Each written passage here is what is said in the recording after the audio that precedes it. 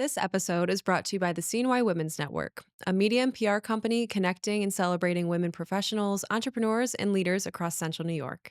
From networking experiences and wellness pop ups to our annual CNY Women's Summit, which is the largest event for women leaders in this region, we're building a community where women feel seen, supported, and inspired to grow.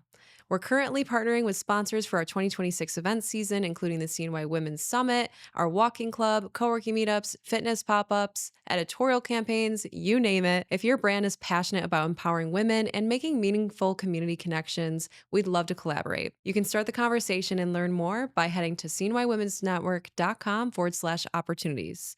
That's cnywomensnetwork.com/opportunities. Now let's get into today's episode. Welcome to Cultivate. This is a space for conversations that help you grow personally, professionally, and with purpose. I'm Alex Canavan, and today I'm sitting down with Laura Capparelli. She's the woman behind Pausa Coffee, which is a coffee shop and cocktail lounge right in the heart of downtown Syracuse that is truly unlike anything else in the area. Pausa is inspired by European cafe culture and the art of slow living. By day, it's your go-to for beautifully crafted espresso drinks, seasonal lattes, and fresh pastries. And by night, it transforms into an intimate lounge with curated wines, craft cocktails, and small plates. It's warm, it's elevated, and it's exactly what Syracuse needed. In this conversation, Laura and I talk about what it means to build a space rooted in intentionality and what inspired her to bring that slow living philosophy to upstate New York. Whether you're a coffee lover, a small business dreamer, or someone who just needs a reminder to slow down, this one's for you. All right, let's get into it.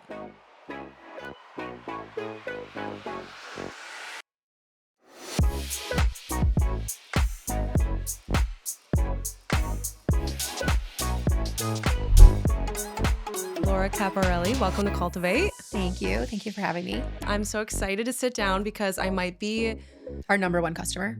Yeah. Am I really? Like, is No. there? Okay, I'm sure there's Close. other people You're that close. come in just as often as I do, but Mhm.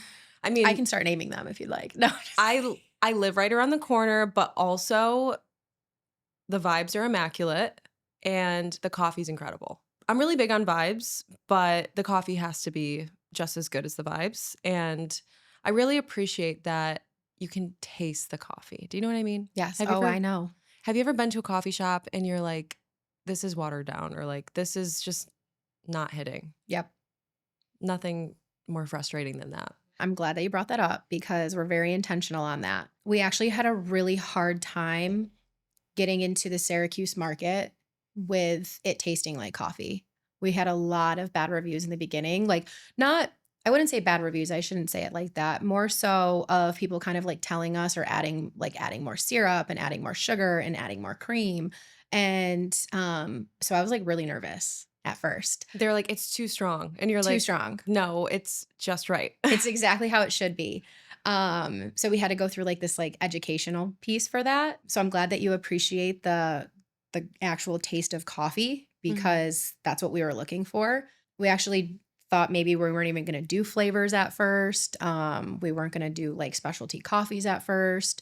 But we needed to adapt to the market, and we did add some more specialty coffees, some more seasonal coffees, but we still stick to the 2 pumps of sugar so you can still taste the coffee. Yeah. And that's a really interesting point that I feel like I can really relate to. I think that when you are trying to create something new and fresh in Syracuse, as a business owner, there is always this like layer of education that has to happen before people get it and before like the success really starts to happen. How did you address that feedback, and how did you kind of start to open people's minds up to your vision for Pausa? A lot of it had to do with like reviews. Like I was on our reviews 24/7, paying attention to them, looking at TikToks, looking at comments in TikToks. And I started to see that people were like, oh, I wish that it had more of this flavor. I wish that it had, it was a little bit sweeter. Our pistachio latte, which is now our number one latte. And if I do say so myself, I think we have the best pistachio latte in Syracuse, but people were not expecting it to taste like coffee. They were expecting it to taste like gelato. And we wanted to get away from that. Like European roots are you taste the flavor of coffee. You don't taste syrups. You don't taste sugars. And so we were educating through comments. So I would respond back usually to all of these comments and explain like why we chose to go this route. And, if they were looking for something a little bit sweeter, they could ask for X, ask for a different type of coffee. Or if they were looking for something not so strong, maybe they don't go with our dark roast, they go with like our medium roast, or pay attention to, the sign where it says what we're roasting for today, or always ask questions. Like my staff is so willing to help educate on, sizes of coffee, flavored profiles. So we did a lot of like education through comments because we were getting so many reviews that were truly phenomenal and positive, but we were still educating through that. If we heard like, oh, we hoped that it was a little sweeter, or it was a little too strong for my liking. Yeah. And I think that you are so smart for that especially when starting the business, is like being hyper aware of the feedback and to people's comments, even though I'm sure it was probably stressful at times. And as a business owner, birthing this child, essentially, it's hard to not be so attached to that feedback.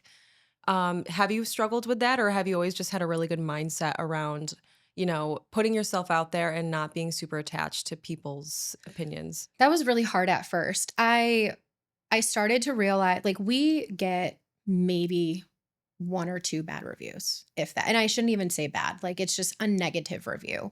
Like it's just not our cup of coffee, which great, it might not be. But that was really hard for me to digest. I was like, I want this to be everybody's cup of coffee. But then I started thinking to myself, like, if I put so much effort and energy into the one review that like just they realize that we're not their cup of coffee, which is okay, then I'm not thinking about all of the other like phenomenal reviews that we get on, an ongoing basis, like all of the people that do love coming to Pausa. So I really did have to step away from like anything that was a bad review if it was truly just not their cup of coffee. If it was due to like service or anything like that, I'm absolutely diving into. I'm reaching out personally, I'm asking for emails, I'm calling them, but we rarely get anything like that. What was your vision for Pausa? I mean, did you always know you're going to start a coffee shop? Like, how did this all happen? I feel like, obviously you've got an incredible product, but even the location, I think, is perfect. Like, just the venue itself is just perfect. I just can't wrap my head around. First, I think that there must be some sort of miracle and luck that happened, right? But what was the vision at first? Why? So it goes back. So I've been in the hospitality industry for decades now, for 18, 19 years. I work still in the hospitality industry as like a tech consultant and solutions engineer for specifically the restaurant space. But I had always known that I wanted to own my own bar. I have loved bartending. It's truly like some of the best times of my life has been bartending. And then I kind of put it on the back burner. I was like, "Oh, this is gonna happen at some point in my life." And not too long ago, I really started to about 4 years ago, actually, about 4 years ago, I had, a really bad episode. So I was diagnosed with OCD, and it was at that point in my life, I needed to slow down. I needed to like calm down. I needed to come home. I was living in Boston at the time. I needed to reset my life. I got into meditation. I started traveling more, and I started living like a completely different life, like for the better. And I remember being with my best friend. We were walking over to her hair salon. She works over at Bloom on Willow. Well, it's now Bloom on Fayette. And we were walking on Welton Street, and I had walked past this building right next, I think it's the Danshkin building now, the Indian restaurant. And I was like, wow, that would be a beautiful spot for like a coffee shop because we had just gotten back from Europe. I had just kind of gone through this whole like experience of life changing and like just everything. And for some reason, something in me was just like, that would be a great spot for a coffee shop. There's no coffee shops down here. And that space, safe to say, just didn't work out. Somebody had already kind of leased it and, but I had not stopped thinking about the fact that I needed to own a coffee shop. And so I went home, I started figuring out how to go through that process. How was I going to open the business? What am I going to name it? The brand came first. And then everything started spiraling. kind of like how things had spiraled for me years before, but in a negative way. These had spiraled in such like a phenomenal way. And Pausa is how it came about, to truly, take a break. And that's kind of what I went through. I needed to take a break and finally get myself to a space that like I was living my best life. I really was. And then I reached out to a broker and we were looking for a space. We were actually going to go into the space next to Original Grain. That fell through, which I was really bummed about because I like loved the space, but for some reason something in it just didn't feel right. It ended up not working out and I went to Water Street Bagel afterwards, was talking to my girlfriend Allie and I'm like we're coming up against nothing at this point. Like maybe it's not the time for me to open up Pausa. And then across the street is where Pausa is now. And I saw a window front and I'm like, wow, that is absolutely gorgeous. Luke Esposito, who's our landlord, it had been vacant for a really long time. He was very hesitant to kind of like let us in, because he's so particular about building like a portfolio of like beautiful community downtown, and which I so appreciate that he does that. And so we really had to sell Plaza to him, and he believed in it, and we got the lease, and that's kind of like how Plaza came about. But it truly did start from like a really bad time to then going into like some of the best times of my life, and then now here we are. Yeah. So is pausa like French for to pause or Pausa is it can be, but it's mainly Italian to pause, so okay. to take a break. Mhm. So some people will call it pausa, some people Mhm. call it pausa, like myself. But it does mean to take a break, to take a pause, which traveling and things that have helped me in life, just slowing down and really taking that time to like it's okay to be late. It's okay to slow down, to take a moment. And seeing that in Pausa, when I see customers come in and they're so overwhelmed or they're like in a rush, my staff is taught to like disarm them Mm. almost Yeah. and tell them that this is like it's okay to move slow. So we do ask that our staff moves intentionally a little bit Yes. slower so that, you know, when you step into pause, you do have that moment to take a break. My favorite experience so far has been I watched a woman walk in. She was all flustered. She was so frustrated. And you can tell, like, as she's going through the process of like ordering a coffee, standing there waiting for it, she was like agitated. She's looking at her watch. She's like, you can tell she's trying to get somewhere. And then she started to slow down a little bit. And then she took a seat at the table. She's still looking around. She's still looking around. She sees the cards. She picks up the cards. She starts playing solitaire with herself. And we call her name. And she grabs her coffee and she sits back down. She finishes her game and then she gets up to leave. And I'm like, that's exactly what I did. That's exactly what I wanted for the space, to realize that like you might have a meeting, you might have to get somewhere, but if you have like 5 minutes, just take those 5 minutes. No, that's so I love that so much. Like that is so powerful and so intentional. Like I think that's why I love the space because there is so much intention behind not just the aesthetic and the cards on the tables, but so much intention behind, your staff moving slowly and intentionally. And I appreciate that so much. There's such an integrity in that, I think, and it's really impressive. And I think it's a really important thing to teach people as well, especially in our culture. Tell me a little bit more about your experience in Europe and, why you were so inspired by the European culture. It was truly breathtaking. We've gone to Greece, we've gone to France, we've gone to Italy, we've gone to Thailand, we've gone to Qatar, and the way that people just connect with each other and they take their time is just so beautiful. Like to watch people sit down during a midday rush and just quite literally sit outside and just like maybe people watch or share a cup of coffee with each other. It's just so beautiful to watch. And I feel like we start to lose that connection when we don't just take the time to sit down. And it's a reminder to myself too. Like I'm very busy. I get into rushes sometimes. And I have to remind myself that like I need to connect with somebody, even if it's just myself. I need to slow down. And that's what I've noticed so much of traveling. Like there's just so much connection. They really are slowing down. They cherish life, like actually being here and being in this moment versus thinking about like everything else that you have to like worry about in the future. Which for me, that's what spoke to me so much because I was living in the future for probably my whole life. And up until 4 years ago, when I started to like really get the help that I need, could I actually be present? But my life was always in the past and in the future. It was never here. Yeah. No, I 100% believe that. And I've had my own journey with meditation, a lot of breath work. And I think what we all need more of is in just intentionality, but also the ability to listen to your body and give yourself what you need. Like, for Yeah. example, last night, yesterday all day, it was like a heavy output day. It was a lot of, I was recording a podcast and then I was running meetings back to back, had no time to like drop into my work and really feel like I got anything done. It was just one of those days. And then I had to go run errands. And by the time I was done with errands, I was like, okay, what I should do is go back home, eat one of my meal preps, and get to work and work all night until I pass out. But for some reason, my body was like, I don't want to move from this car. And I was just like sitting in my car, then doom scrolling TikTok.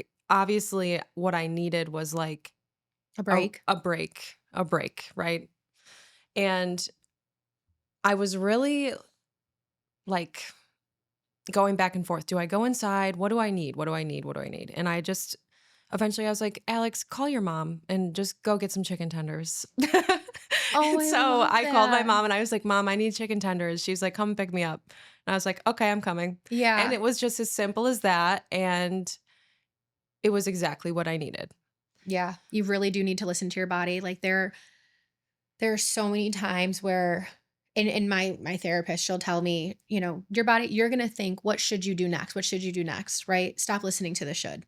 Stop Yeah. listening to what you should do. And just like listen to what your body tells you that you have to do. And sometimes I'll do that myself, right? Like I'm like, okay, I have to get ready for this meeting. I have to get ready for this. I have to go pick up this. I can't be late for this. And then the reality is no, my body needs to sleep in 20 minutes more.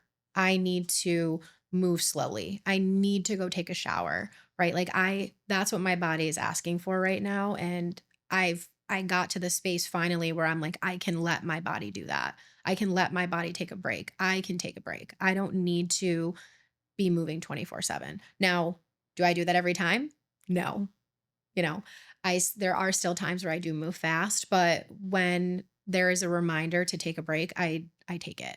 I try to take it. Yeah. That's so important. And I think as a business owner, it's so tough to give yourself that grace, especially when the to-do list is literally never ending and there's always something you could be doing to move the business forward, especially when you have employees and people you're responsible for. It almost feels like you're irresponsible for Guilty. you feel selfish for Yeah. taking that bit of time for yourself. And right now is like for me personally, this Q1 of every year is just insane because of our summit that happens in March. And so this is usually the time of year where I'm like, everything else has to go on hold. I have to go MIA and be heads down and work as hard as possible for like 3 months straight. Yeah. And this year has been different for me because I'm just in a different place personally. And I really need more connection right now than I have needed in years. And it's been a really interesting experience, like navigating, sustaining this business and continuing to crush our goals, but also like making sure that I'm happy and I'm fulfilled and my cup is full because as business owners we create something to serve the community because we Yeah. care so deeply about everyone being happy and thriving. But you're not going to get anywhere if you are depleted, depressed, unfulfilled. It's just not productive in the long No. run. You can't share your cup if yours isn't filled. Today's episode is proudly sponsored by Canon Advisory Group, a trusted partner for entrepreneurs and small business owners across the country. At Canon Advisory Group, their mission is simple: to make managing your finances easier so you can focus on what really matters, growing your business. From bookkeeping and payroll to strategic consulting, their experienced team works across industries like healthcare, technology, finance, and manufacturing to provide personalized, detail-oriented support. Whether you're a startup or an established company, Canon Advisory Group helps you streamline operations, stay compliant, and move forward with confidence. To learn more, you can visit canonadvisorygroup.com. This episode is brought to you by the Central New York Community Foundation, an organization that helps make Central New York a place where people can truly thrive. From youth programs in arts and culture to safe housing, crisis response, parks and recreation, workforce development, and access to opportunity, their impact touches nearly every corner of our community. And now they're launching a new podcast called Sincerely CNY. It's going to be a love letter to this region, hosted by President and CEO Melanie Littlejohn. There's going to be intimate conversations with the quiet champions and visionary leaders shaping the future of Central New York, and you're not going to want to miss out. So keep your eyes out for its launch and get ready to experience the heart, purpose, and future of this region. Signed, Sincerely CNY. So tell me about how you have created Pausa into this space that truly does feel European. What are the little details that you've integrated to kind of give this beautiful, sensual, European allure? A lot of it has to do with inspiration that I pulled from just travels. Like our bathroom floor is inspired by a restaurant that I went into in Rome, and my best friend, she'll laugh at me, but we went down into this like cave part, which we probably shouldn't have done. But I'm like, my stomach's not telling me something's off. It's fine. And downstairs, you can actually see some of like the old mosaic like tile work that they use for like roads.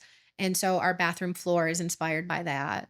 The paint colors that we chose, again, are just inspired from travels. We tried to not purchase a lot of things new. So a lot of what you see in Pausa is either from estate sales from here in Syracuse or from Facebook Marketplace from all over Central New York. The tables and the black chairs that we have in there are those are purchased new, but almost everything else in store has been purchased from like an estate sale. So we tried to keep that like old concept behind things to really just make it feel warm and cozy. The details really matter when walking into Pausa. The details are probably like the most important thing. I feel like it's easy to walk in and kind of drop in and calm down because there's so much to look at. There's so much beauty just all around, and there's a coffee table book that looks interesting, and just these decor elements that kind of make you appreciate just beauty and atmosphere. And I think that that's really important. I think that now with like modern design, everything is so simple and minimalistic, and it's just nice to be in a place that feels truly curated and decorated. That was like my biggest thing. Like we had we I had I we own a house back in Massachusetts, and it's a brand new build, and it is so cold. It is so cold. And what I mean by like cold, like you walk in it and you just like you're not connecting in it. And I had a really hard time with our house, especially when I was going through that whole like situation that I had gone through. I couldn't be in our house. And that's why I needed to come back home. I needed to be around stuff. And I'm Mhm. like, oh, my mom's house, we'll go there. She's got a lot of stuff in it. And so I realized that a minimalistic lifestyle for me it was just not going to work. Like I am a maximalist. I love stuff. I love intentional stuff, I should say. And so I knew that's what I wanted for Pausa, because when you do go into coffee shops or even grocery stores or restaurants in Europe, there's just stuff everywhere. I love how much they value like pictures of people with like their relatives, their family. If you ever go into Columbus Bakery, like even the wall that they have of all of their pictures of all of their friends and family, like you see that a lot. And I just love that. So we wanted a space that it just felt like home. Yeah, it definitely does. I'm so excited to see it continue to develop.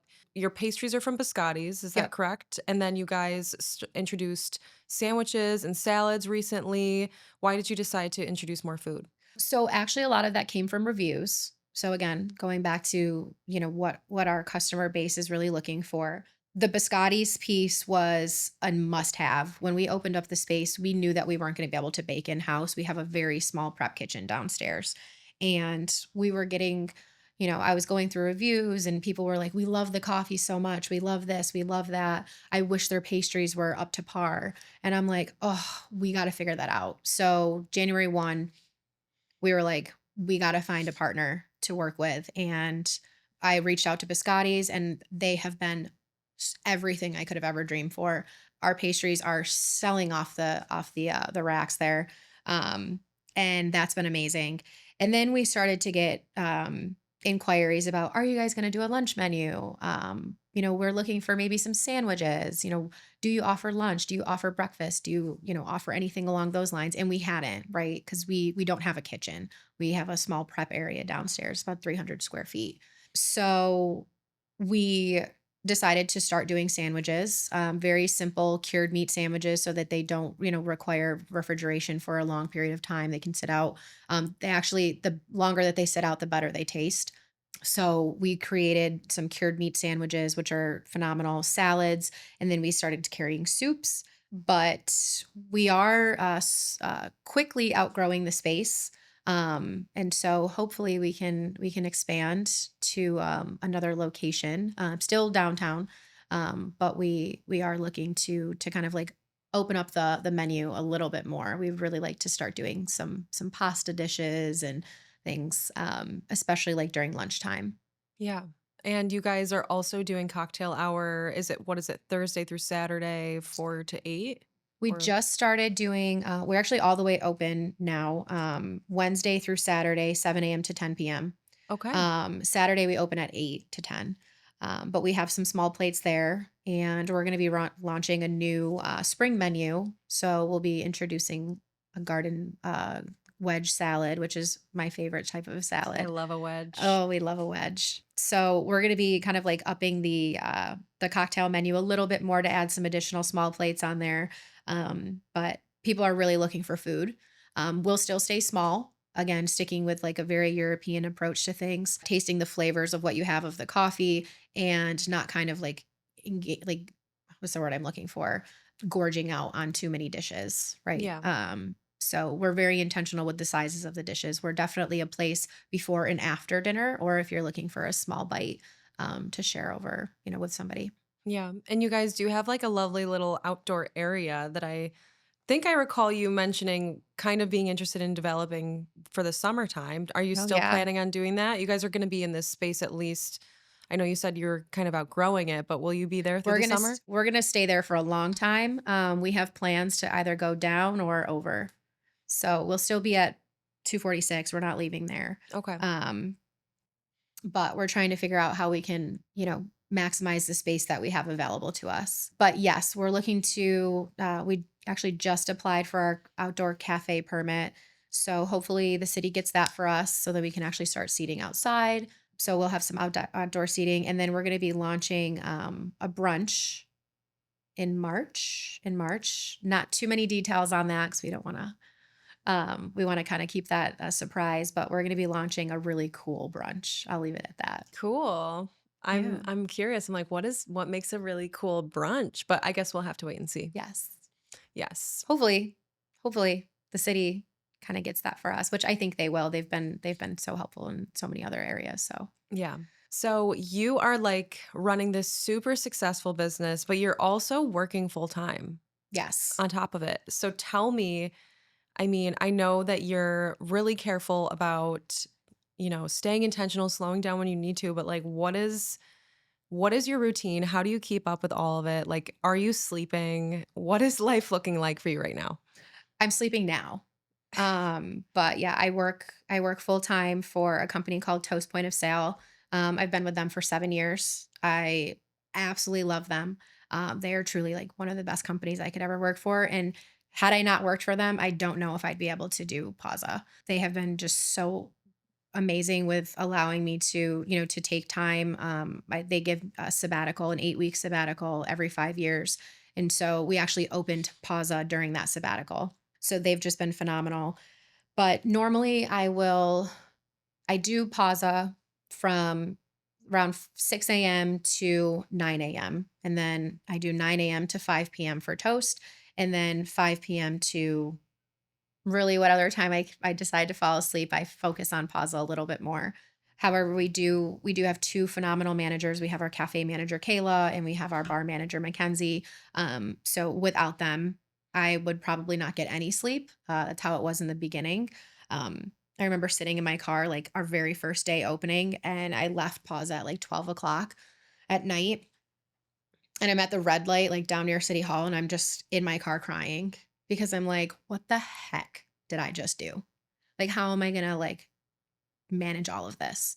And so, I'm finally able to, like, take that break. But it really is because of Toast and because of Kayla and Mackenzie and the rest of my staff that have just been so phenomenal, to allow me to, like, step back a little bit. Yeah, and that's huge, especially building a business. It's like you really need to make sure. I mean, I think anyone who goes to start a business is just like typically someone who feels that they're really very capable. And a lot of entrepreneurs struggle with, building a team and delegating and, passing off the control. How what has your approach been to building a team and hiring? Because your employees really are very lovely. They're Like phenomenal. I mean, I'm like, this girl has done everything right. Like she is smart. So Oh, I'd love to hear your kind of philosophy behind hiring and building team building. hiring has been tough. Um, I have definitely hired a lot of people who interview very, very well. And it's been hard. I feel like I'm learning how to interview better. If there's one thing I wish I did, it was learn how to interview better so that I don't have to go through the entire process of hiring and then it not working out both for our sake or potentially for the employee's sake, right? But interviewing is really hard. However, there's a world where I didn't want to hire just to hire because we needed people. I wanted to hire people that wanted to work at Pausa. They didn't just want a job, that wanted to be in hospitality, didn't just want to be in service. And so now that I've been working with Mackenzie and Kayla, I've been teaching them what I've slowly been learning about hiring. So now, Kayla takes on a lot of the hiring for the cafe, and Mackenzie will start taking on a lot of the hiring for the bar. But I don't wanna just to hire. And I think that we've been a lot more intentional now with who we bring on, what their goals are, and really investing in people that wanna be invested in. My goal at Pausa is to teach and to bring people on that, again, they wanna work here, they wanna be in this space, but they also have additional goals, right? Like, we have a lot of students that work at Pausa. One wants to be a filmmaker, another one wants to be a psychologist, and we still want to invest in them to work at Pausa for even if it's just a short time, and whether it be learning how to actually make coffee. So I will hire people that have no experience, and we hire people that have phenomenal experience. But we care more about the type of person that we bring on versus just hiring to have a body there. Because I did that in the beginning and it didn't work out for me. So we have the best staff I could ever ask for, and a lot of them have been with us since day one.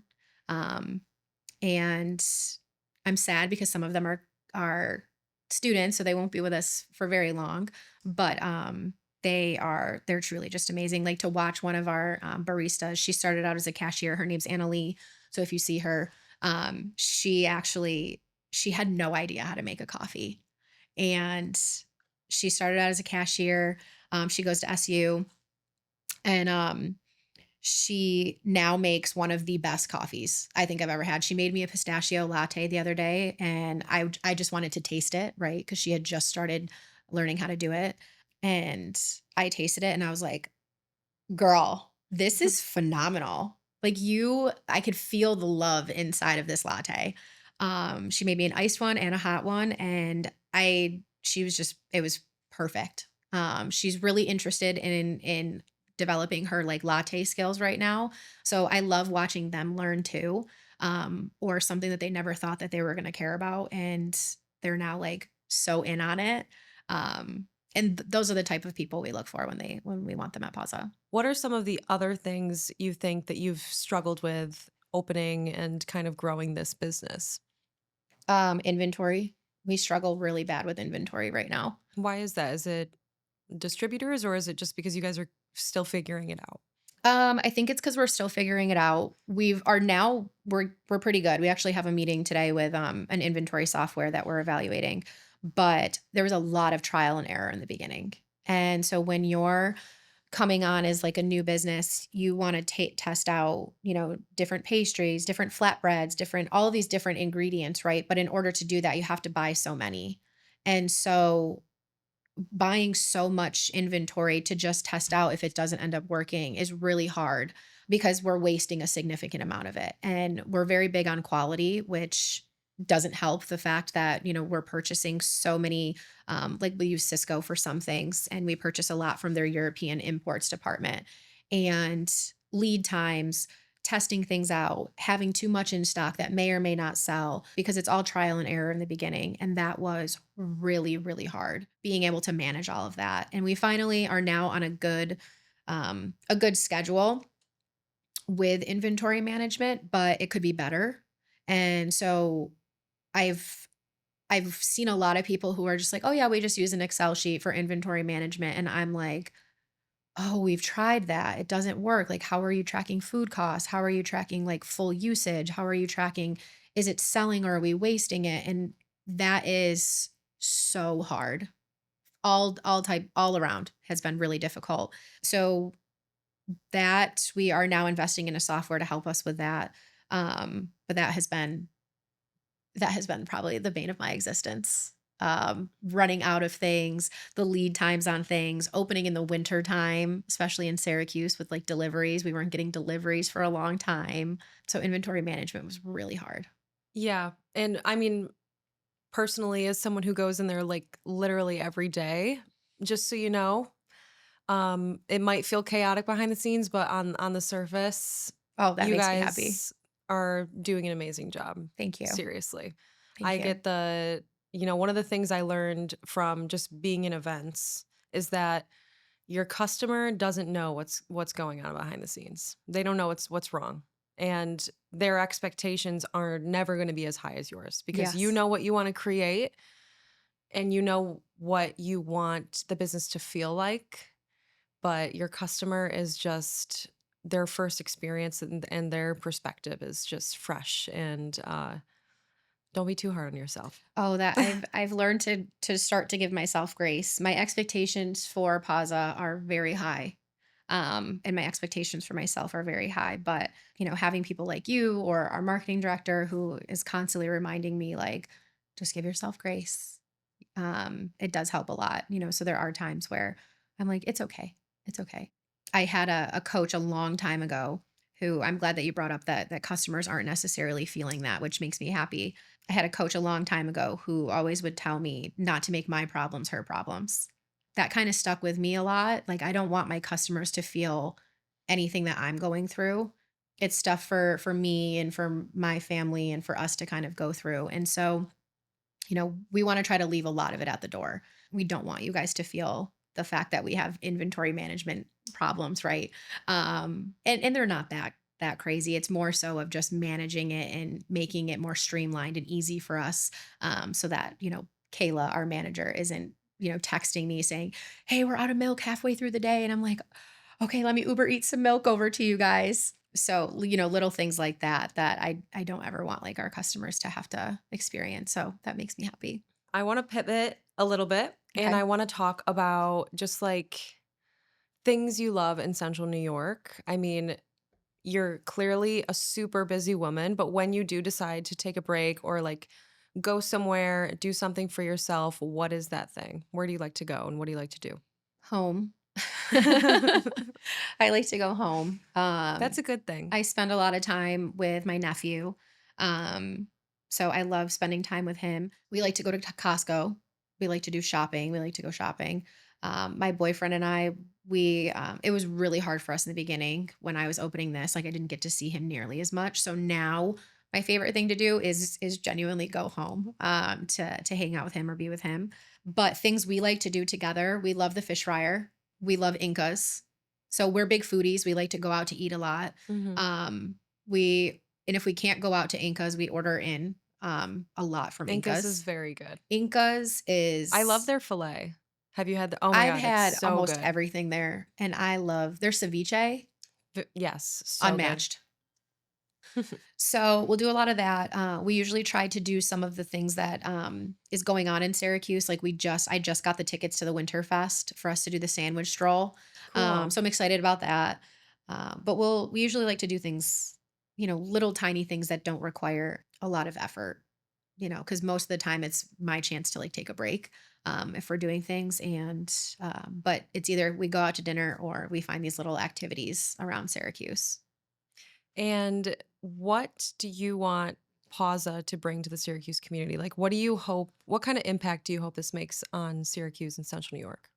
I want it to be a staple, which is why we try to stay away from a lot of like trendy things. I want it to be here for the next like 20, 30, 40 years to be like that coffee shop that everybody goes to. I also want it to be a place where people could potentially meet.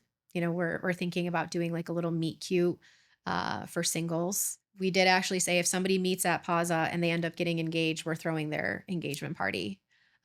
So we do want it to be a place where people can meet and find their person or find themselves. I just want it to be like a staple. Like I want it to be somebody's home that they feel welcome in. I love that.